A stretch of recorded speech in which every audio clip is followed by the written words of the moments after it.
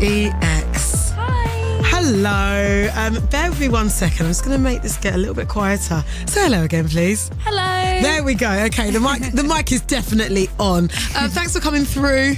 Thanks for having me. How are you? Do you know what? I'm all right, you know. Good. All the better for seeing you. So much to discuss. Lots of life always happening. Last time you were on the show, I think we were talking about you being in a remote part of Italy, enjoying pepas. Yeah. Banger. Yeah, I know. I went back this summer. Oh, yeah? Yeah, and they still love that song there, so that's cool. Yeah.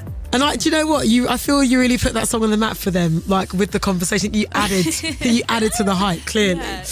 Yeah, cool. Lots has been happening. I mean, in the background we can hear Speed Drive, Barbie soundtrack. We all very much had like a pink summer phase. Yeah, I know. Are you still kind of coming to terms with the whole like wildness of that? Because it was aggressive, wasn't it? In a beautiful way, but we were just Barbie surrounded. I know. So were you were team Barbie, not team Oppenheimer? Oh, babe. Okay. Honey, hosted the premiere. Got you. Oh, look at you. Don't worry about that, hon. Okay, cool. Yeah, it was crazy because it was like I made the song and it was one of those ones that I made quite quickly. Like it just came out quite naturally, and then when that happens often I think, oh, it's probably not that good, like I don't know, and I sent it to Mark Ronson who was kind of curating the soundtrack, and he didn't reply to me, and I was like, okay, well, this is really shady, but fine. So he didn't reply for a couple of days. Were you left on scene, or was it just he doesn't have read receipts on? Oh, he's that guy. It was, but I was like, you've seen it, you're a man on your phone, you've seen it, correct. And then so he didn't text me back, and then he sent me this text being like, we need to talk. And I was like, what is this? This is so ominous. And I was like, oh, I've been kicked off the soundtrack. That's probably like what's going on. And I got really paranoid, and then I called him and I was like, Mark, like, oh my God, do you hate the song? I'm so sorry. He's like, no, I love it. We're going to use it twice, like back to back in the movie. And I was like, oh my God, way to leave me having a nervous breakdown. But it all worked out. I was feeling anxious even with you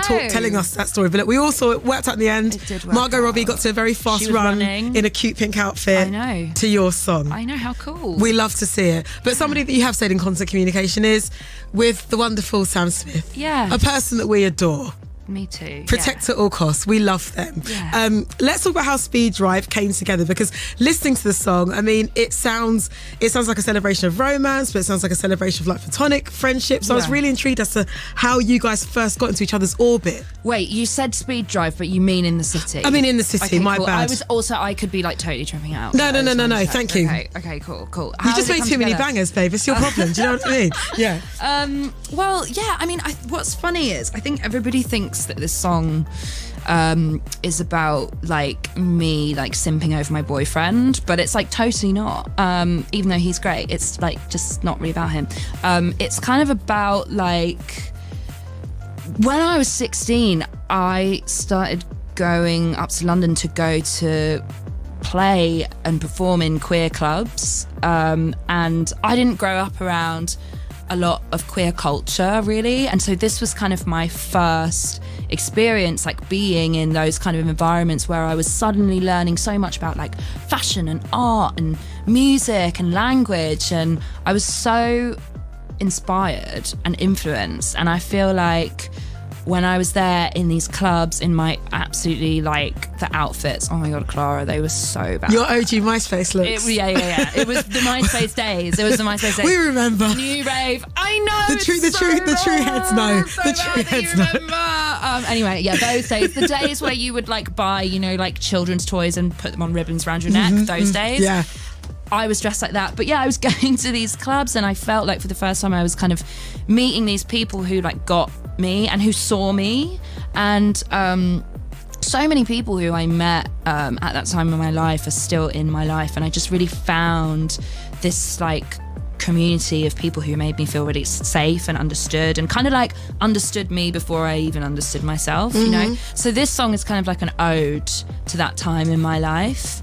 And yeah, so that's what it's about. And then when I kind of started making this, like Sam and I had been speaking for a long time about, doing a song and we're from the same town, actually, which is kind of a secret that not many people know. Did you ever cross paths growing up? We didn't, but we went to... I know the school that they went to. Like, Right. I'm very familiar with the school that they went to, and they know the school that I went to.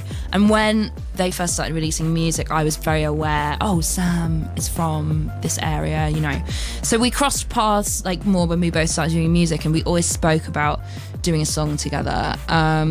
And then this one just kind of felt right, because I know that Sam obviously like feels the same way about the LGBTQ plus community and is a really important member of that community. And so for us to like connect on this kind of like love song for those spaces was really cool. And yeah, they like absolutely crushed their verse. Sounds epic, and the drop is like chef's kiss. Yeah. It is. Yeah. So, I'm so happy that you guys have done this unit, particularly at this moment. It just feels like cool. So vital, especially with your fan bases. Like, it does feel vital. It really does feel vital, because, you know, I feel like obviously like a huge cornerstone of the LGBTQ plus community is the trans community, and I feel like particularly in the UK right now, that community is extremely under threat. I mean, they always have been, but right now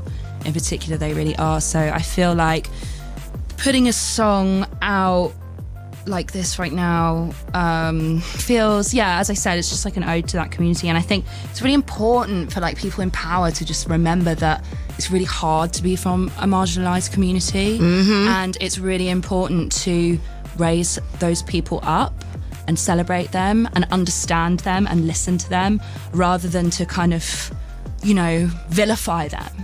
And so, yeah, I've always felt, even when I was 16, like going into those spaces, I felt so safe. Same. And cared for and seen. And so I just kind of want to say thank you for that, and thank you to my LGBTQ plus fans, and thank you to Sam for being in this song, and yeah, to the community for always making me feel embraced as an artist, but also as that like 16-year-old kid, like wearing teapots around my neck, coming into London, like looking absolutely bizarre. You know, I've always felt very looked after and safe. Absolutely. Big up to the LGBTQIA plus community. And as we know, transphobia, it's not chic, honey. No, it's not. It's not chic. Not, babe. It's not. Here's tonight's hottest record, In the City, Charli XCX and Sam Smith. This is Radio 1's hottest record.